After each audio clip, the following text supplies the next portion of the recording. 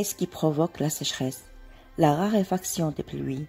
On parle de sécheresse lorsqu'une région a des pluies nettement inférieures à la normale. Les sols ne sont plus irrigués et la nappe d'eau potable sous la terre ne peut plus être renouvelée.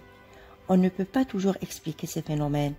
On connaît le phénomène El Niño qui survient tous les 3 à 7 ans. La température de l'océan Pacifique se modifie de part et d'autre de l'équateur et provoque des sécheresses sur les territoires environnants. Qu'entraîne le manque d'eau? La sécheresse peut engendrer la famine.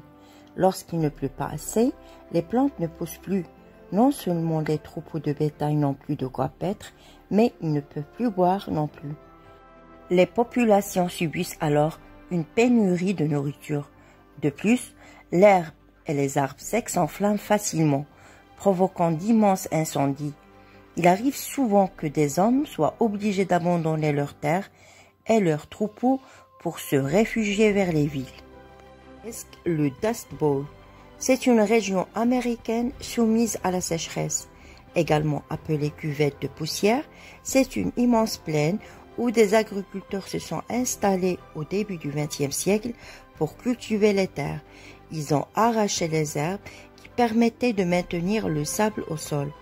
Depuis, les vents qui soufflent sur cette plaine aride provoquent d'immenses tempêtes de sable, obligeant des milliers de familles à partir. La terre a-t-elle toujours connu des périodes de sécheresse? Elles sont mentionnées dans les livres anciens, comme les manuscrits de l'ancienne Mésopotamie, Irak actuel. Néanmoins, les scientifiques estiment qu'avec le réchauffement climatique, la sécheresse s'accentue. Le sud-est de l'Australie connaît aujourd'hui des sécheresses inhabituelles, catastrophiques pour les récoltes et l'élevage.